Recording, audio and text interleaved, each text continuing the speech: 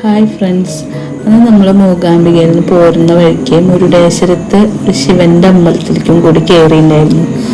അവിടെയും കൂടി പ്രാർത്ഥിച്ച് നമ്മുടെ സന്തോഷമൊക്കെ പങ്കുവെച്ചിട്ടാണ് നമ്മൾ തിരിച്ച് വീട്ടിലേക്ക് പോന്നിട്ടുള്ളത്. അപ്പോൾ ആ ഒരു വീഡിയോ ഞാൻ വിശദമായിട്ട് എടുത്തിട്ടുണ്ട്. അതൊന്ന് കാണേണ്ട കാഴ്ചയാണ്. അപ്പോൾ അതൊന്ന് നമുക്ക് കാണാം. ഈ വീഡിയോയുടെ കൂടി നമ്മൾ മൂകാംബികയിലേക്ക് പോയ ട്രിപ്പ് അവസാനിക്കുകയാണ്. ഒന്നാം ഭാഗം കാണിച്ചു, രണ്ടാം ഭാഗം ഉണ്ടായിരുന്നു. എല്ലാവരും കണ്ടിട്ടുണ്ടാവുമെന്ന് വിചാരിക്കുന്നു.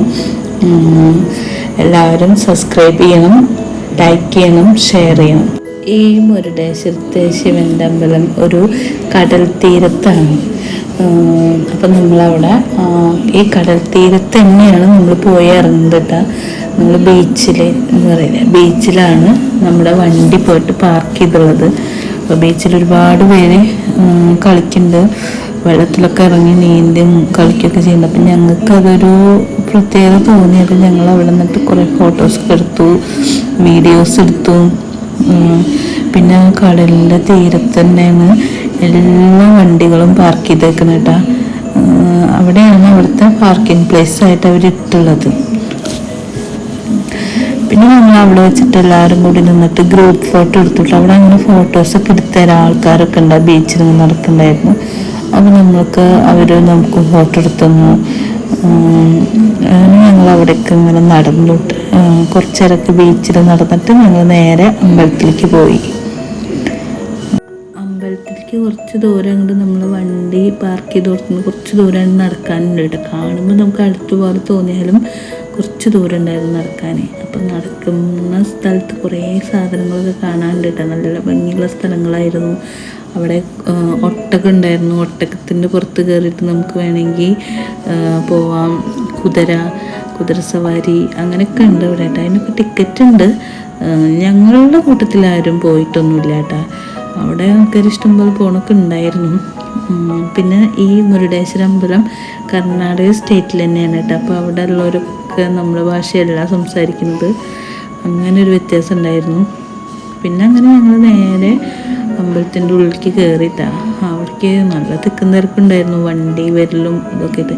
ഇതാണ് നമ്മളെ ഈ അമ്പലം എത്ര നിലയാന്ന് എനിക്ക് എണ്ണിയപ്പോൾ ക്ലിയർ ആയില്ല, കാരണം തെറ്റായിരുന്നു. ചക്കര എണ്ണീട്ട് പറഞ്ഞു 20 നില ഉണ്ട് എന്നൊക്കെ പറഞ്ഞു. പക്ഷെ നമുക്കത് കറക്റ്റായിട്ട് എണ്ണാൻ പറ്റുന്നില്ല. അതിൻ്റെ മുകളിൽ ലിഫ്റ്റൊക്കെ ഉണ്ട്, നമുക്ക് ലിഫ്റ്റിൽ കയറിയിട്ട് കാണുകയൊക്കെ ചെയ്യാം. ഞങ്ങൾ ലിഫ്റ്റിലൊന്നും കയറിയില്ല കേട്ടോ. ഞങ്ങൾ നേരെ ക്യൂവിൽ കയറിയിട്ട് താഴെ മാത്രമാണ് പോയിട്ടുള്ളൂ.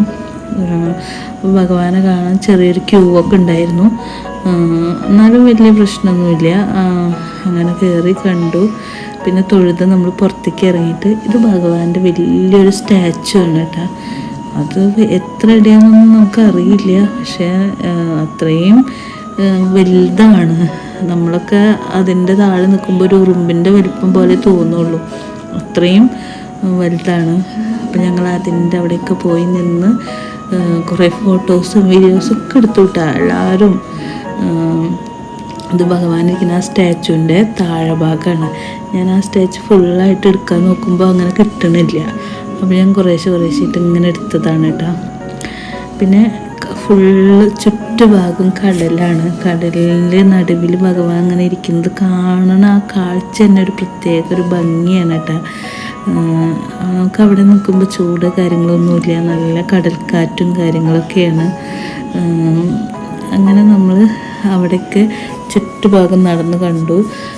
പിന്നെ മേലേക്ക് ഒരിത്തിരി കയറിയിട്ട് നമുക്ക് ഭഗവാൻ ഇരിക്കുന്ന ഈ സ്റ്റാച്ചുവിൻ്റെ ഭാഗത്തേക്കൊക്കെ പോവാട്ടോ. അപ്പോൾ അവിടേക്ക് പോയി. പിന്നെ ആ ഒരു സൈഡിലത്തെ ഒരു ഭാഗങ്ങളാണ് കേട്ടത് കടലിലെ. അത് നമ്മളിങ്ങനെ സൂം ചെയ്തെടുത്തതാണ്. അങ്ങനെ എന്തൊക്കെയോ പ്രത്യേകതകളൊക്കെ ആ ചുറ്റുഭാഗങ്ങളിൽ നമ്മൾ കണ്ടു. ഏതാണെന്നൊന്നും നമുക്ക് വ്യക്തമായിട്ട് അറിയില്ല. പിന്നെ ആരോടും ചോദിക്കാം, ഭാഷ നമുക്ക് മനസ്സിലാവണില്ല. പിന്നെ അവിടെ ചെറിയ അമ്പലങ്ങളൊക്കെ വേറെയും കുറേ നമ്മൾ ചുറ്റുമായിട്ട് ചെറിയ അമ്പലങ്ങളൊക്കെ ഉണ്ടായിരുന്നു. ഞങ്ങൾ അവിടെയൊക്കെ പോയി തൊഴുതു. ഇതൊക്കെ നമ്മുടെ ബീച്ചിൻ്റെ ഭാഗമായിട്ട് വരുന്ന ഭാഗങ്ങളാണ് കേട്ടോ. ഇത് പിന്നെ ഒരു പ്രത്യേകത പറഞ്ഞാൽ ഭഗവാന്റെ പാമ്പൊക്കെ പുറ്റിൽ നിന്ന് വരുന്ന ആ ഒരു ഇത് കാണുമ്പോൾ തന്നെ നമുക്കൊരു അത്ഭുതം, ഒരു കോരിത്തരിപ്പൊക്കെ വരും. അപ്പോൾ ആ ഭാഗമൊക്കെ ഞാൻ ഒന്നും കൂടി സൂം ചെയ്ത് എടുത്തായിട്ട് ഒരു സൈഡിൽ ഭഗവാന്റെ സ്റ്റാച്ചു ഇരുന്നു. പിന്നെ ഞങ്ങൾ അങ്ങനെ അവിടെ നിന്ന് താഴേക്ക് ഇറങ്ങി. അങ്ങനെ ഞങ്ങൾ പോന്നു എന്ന് പറഞ്ഞാൽ അവിടെ തന്നെയായിരുന്നു. അവിടെ നിന്ന് ഭഗവാന്റെ സ്റ്റാച്ചുവിൻ്റെ അവിടെ നിന്ന് താഴത്തേക്ക് ഇറങ്ങുന്നു. അത് ഒത്തിരി മുകളിലാണ്. അപ്പോൾ അവിടെ നിന്ന് താഴത്തേക്ക് ഇറങ്ങി. എന്നിട്ട് അടുത്ത ഭാഗത്തേക്ക് പോയിട്ടാ. അടുത്ത ഭാഗത്ത് സൂര്യഭഗവാനൊക്കെ കാണാം. അതൊക്കെ ഇതേപോലെ സ്റ്റാച്ചുകളാണ്. അത് പക്ഷെ അത്ര വലിപ്പമില്ല കേട്ടോ. നമ്മുടെ ഭഗവാന്റെ അത്ര വലിപ്പമുള്ള സ്റ്റാച്ചു അല്ല. പിന്നെ പാർത്ഥസാരഥി അങ്ങനെയൊക്കെ. പിന്നെ അവിടെ വേറെ എന്തൊക്കെയാണ്, അവിടെ ഫുള്ള് കൂടുതൽ കണ്ടത് സ്റ്റാച്ചുവും കാര്യങ്ങളൊക്കെയാണ് കേട്ടോ. ഒക്കെ നല്ല ഭംഗിയുള്ളതായിരുന്നു കേട്ടോ. നമുക്കതൊക്കെ കറക്റ്റായിട്ട് എടുക്കാനും കാര്യങ്ങളൊക്കെ പറ്റും. പിന്നെ അവിടെ വീഡിയോ ഫോട്ടോ ഒക്കെ അലൗഡാണ്, ഒന്നും പ്രശ്നങ്ങളൊന്നുമില്ല.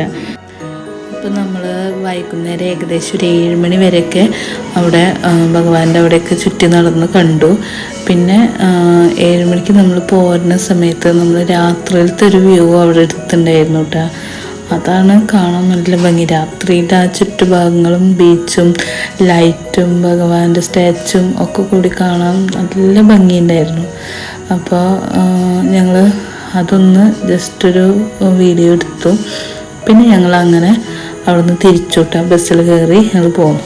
പിന്നെ പോരുമ്പോൾ ബസ്സിൽ പാട്ടൊക്കെ വെച്ചിട്ട് നല്ല അടിച്ചുപൊളിയായിരുന്നു കേട്ടോ. എല്ലാവരും ചക്കരയും വണ്ടിയിലെ ചേട്ടന്മാരും എല്ലാവരും അങ്ങനെ എല്ലാവരും ആസ്വദിച്ച് അർമാദിച്ച് ഞങ്ങൾ തിരിച്ച് വീണ്ടും കപ്പളങ്ങാട് അമ്പലത്തിൽ വന്നെത്തി.